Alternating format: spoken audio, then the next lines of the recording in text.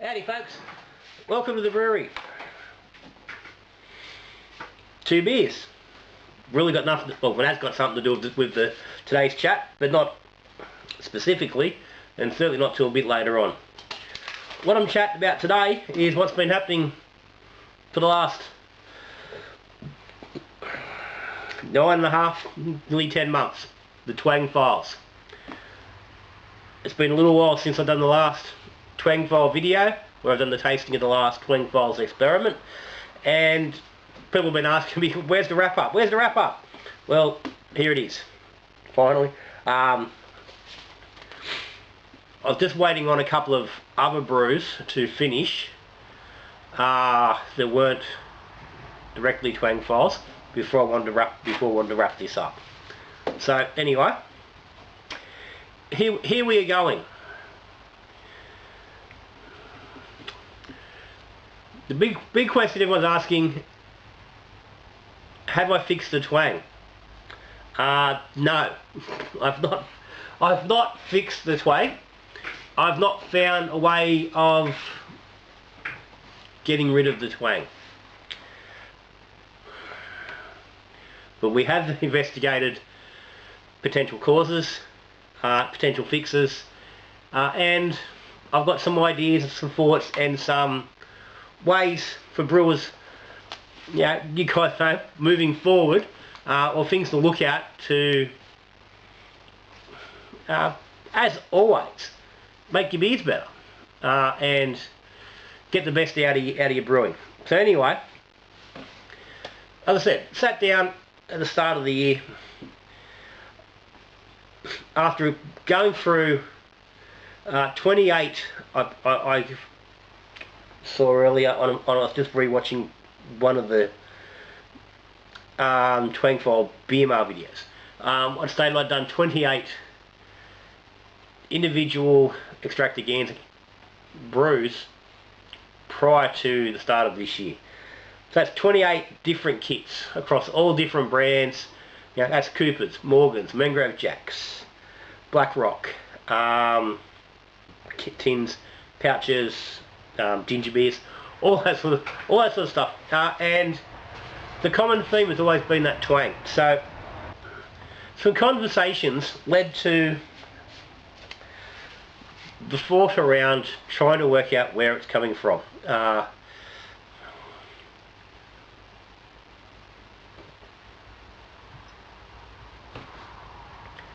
one of those main conversations was with Chris Turner down at the home brew shop in Nowra, the brew shop. Chris is now running his own shop called Nowronian. I'm going to talk about that a little bit later. But we were discussing the Twang, and that's what got me rolling onto this, because that was the first experiment. Chris asked whether the Twang was hop extract related, whether it was the ISO hops or that they use in the tins, and whether that was causing the problem. So we started off with the hop tin versus unhopped tin, and realistically didn't make any difference. Both still had Twang. There was a little bit less Twang in the unhopped tin, but they both still had Twang. We did boiled kits versus non-boiled kits, and this didn't surprise me at all. It didn't have any effect. Both still had Twang. We played with some ideas from a couple of different home brewers. We played around with some stevia in the bottles to use the artificial sugar as a way of offsetting the Twang. Now again, this wasn't a way of beating Twang, but it was to offset the Twang. It had some effect on the beer. Didn't get rid of Twang. The Twang was still there. Was not the solution. Certainly not for what we were after. Not using sodium percarbonate in your cleaning, getting rid of that cleaning and making sure your bottles were rinsed properly, and using a good glass cleaner to flush bottles and fermenting equipment. Again, didn't remove the Twang. It was still there. spring water, treated tap water, plain tap water, treated water, spring water, made better beer. Didn't get rid of the twang. The twang was still there. This is an experiment. This age-old experiment. That one been done many times. Pouch versus the tin. The aluminium, the foil pouch. People claiming there was no twang in the pouch. It was part of the tinning process. No, made no difference. And that's been proven by several kits through extractaganza as well. Pommy versus USG. It's another swearing that Pommy yeast was the solution. No, made no difference. Twang, either way, didn't matter. Breeze unhopped tubs, as specific as you can get as far as brewing malt goes in the industry, still had the twang. Look, there's a page of things I've tried. Everything that's been suggested by anybody in living memory to get rid of twang has not done essentially anything. There really has been no effect on the twang in the kit by any of these methods. The only thing that does have an effect on twang and minimises twang is time. I've said forever and a day, kit extract brews need 9 weeks of conditioning. 9 weeks. Why 9 weeks? 2 months. But 9 weeks. That's from bottling to when you start drinking it. And that does make an improvement in the flavour, the taste of the beer.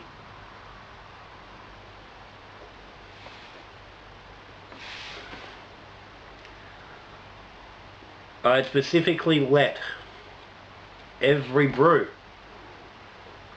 age 9 weeks before doing a final tasting. I tasted all the brews along the way for self-evaluation to ensure I wasn't missing some magic spot along the way. But the reality was that every beer was better at 9 weeks than it was prior to it. There wasn't a beer that was magic to drink at 3 or 4 weeks that suddenly wasn't good at 9. But every one of those beers still had twang. It lessens. The beer does get better, there's no doubt about it, and it's still, for me, I swear by it, you've got to leave your kit beers age at least 9 weeks. A few of those experiments have probably led to the fact that going beyond the 9 weeks doesn't really do anything more as far as improving the beer. It does seem to be a sort of a sweet spot. It's where the conditioning, the improvement sort of stops, and it tapers off. Or it's probably more of a slope that starts to level out, and by the 9 weeks it's getting to the point where most of that conditioning's been done and there's not much left. Leave it another month, the beer's going to get a little bit clearer, but that's about it. The twang is there. If it's there at 9 weeks, it's sort of there forever. The reality is we've got to live with it. If you're going to do kit beers, twang,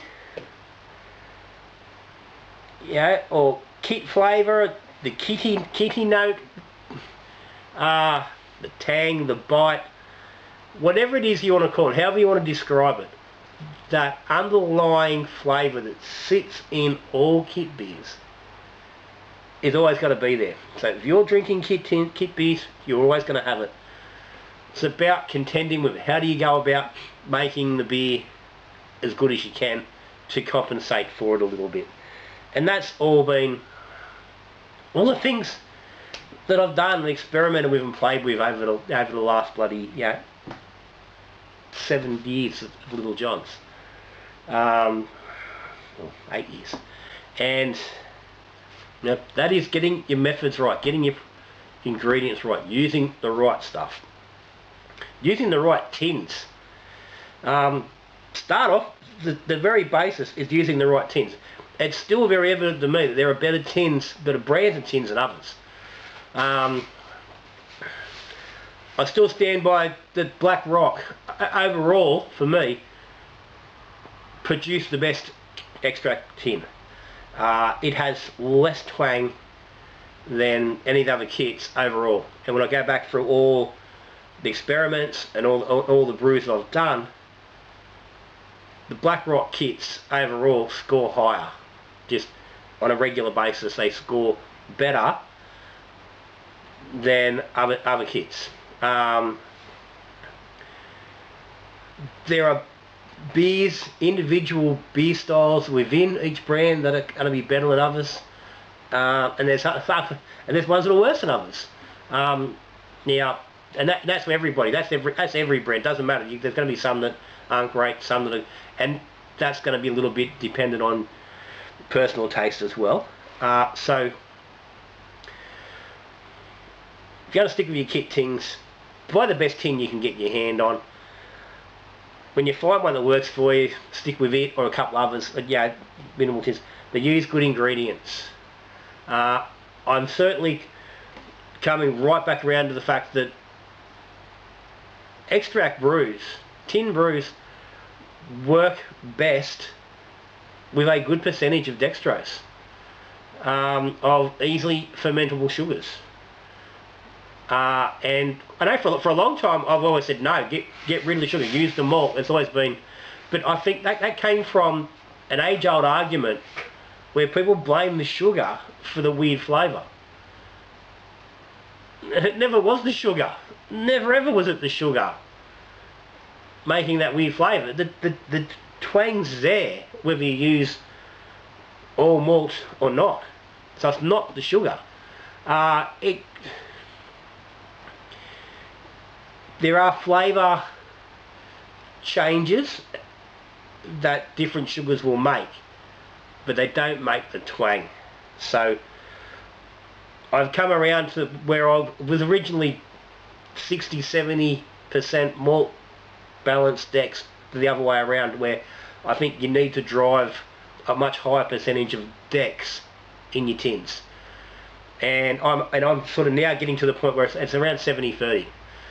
Yeah, so running a standard tin, I'm at the point now I'm looking at running ideally somewhere around 850 grams of dex to about 350-400 grams of light dry malt. It is clear and evident that is all, realistically, that's what's been taken out of the brews. The tin is brewed by the manufacturer to a point. It's then reduced water-wise, and the alcohol content is lacking, but whatever it is during the process, the adding of the malt brings most beers out of style that they're intended to be. So sticking with a high percentage of dextrose seems to keep them in the closer range, closer to the style that they're meant to be. Again, that is purely individual, and you got to play with your own brews to work out what works best for you. But that's certainly my suggested go-to, and it's where we'll be going to more with the kit beers, dextrose heavy. Now, that being said, I have just purchased another couple of 2 tins of Brick Road. They've turned up just yesterday. They will be 2 upcoming extravaganza brews. There is a lot of reports that they're producing a good beer. I've done the red IPA twice. Both times it does show twang.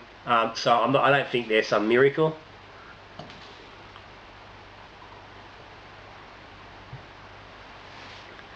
But they certainly are another brand to look out for. They are getting better reviews than A lot of other brands are. So keep an eye out for that. But what I really want to, and I don't want this video to go out for too long, but just something to think about, and for brewers at home to look at. These two beers. These are extra easy extract brews that I've been doing recent videos. This is a wheat ale. This is a New Zealand pale ale. This is the sort of direction I'd like to see. I'd rather see brewers going than continuing to bang out kit extracts, because I said the twang's unavoidable, and you're getting substandard beers. Without going on too much about it, these are a simple method, low equipment, low cost. These beers each probably cost me $4 for the batch, more to do this way than with a kit. And they are far superior beers. They have proper beer flavour, proper beer taste, proper beer feel. They don't have twang. Something to seriously look at if you are just a standard kit brewer. This brings me back to Chris at Narronian, and back to that original chat. I was chatting with him recently, not long after he opened the new shop. I dropped in the first time I was down there to have a yarn, because he was looking at alternatives to kit extracts, because he was having trouble getting hold of them. But in that discussion we were talking about this method, and we sort of rolled into a combined idea of using a pre-made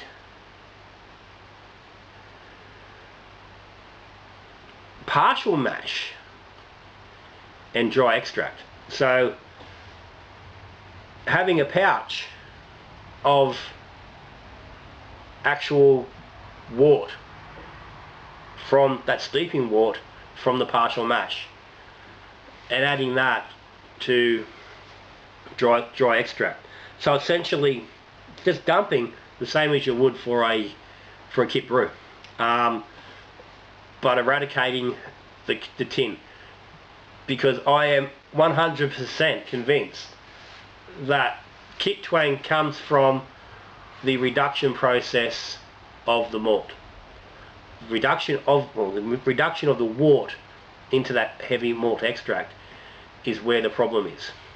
So thinking is that's going to get rid of that problem. Chris has sent me a message just this morning. He has his first batch done. I'm down there at the end of the week for a week, and I'm going to bring one of those home with me.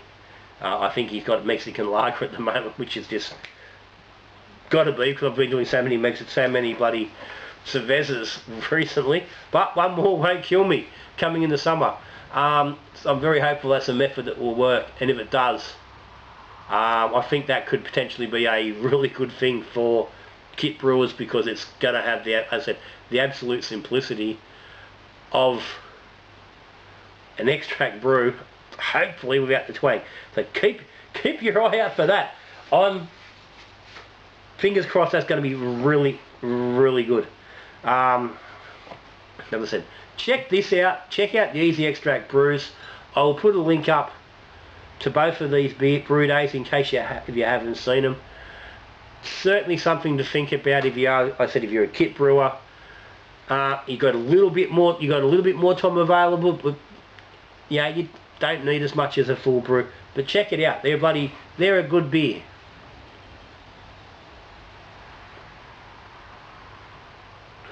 As I said, you're not making that quality ever with a tin. For $4, a little bit extra of your time, and really probably equipment you've already got at home, that's very achievable. But anyway, guys, that's me, Twang Files. Fuck, it's over. Done. It can't be fixed. It's there forever. You either live with it and deal with it the best you can with methods, or you find ways of getting around it. That's entirely up to you. Questions and comments down the bottom, whatever you think about it. Patrons of the channel, thank you very much for your support. And I say it all the time, Patrons, experiments without the two, doesn't happen. And this is exactly it. This twang files, you know, never going to happen if it wasn't for the bloody Patrons of the channel. So guys, thank you very much. So link down the bottom if you're interested in Patreon. If you subscribe to the channel, thank you very much. If you aren't, hit the subscribe button, ring the bell, get notified. Don't miss anything. There's always fucking good stuff going on. You don't want to miss it. And if you like the video, give us a bloody thumbs up. But anyway, that's me, Little John. I'm out of here. Given it's just started raining, I've just freed myself up a couple of hours because I can't get out and mow the lawn. So it might be time to brew a beer. Another one of these actually. A Schwartz beer. So, till I see you on the next video, when we're brewing beer, hopefully without twang, drinking beer or we talking beer, good brewing.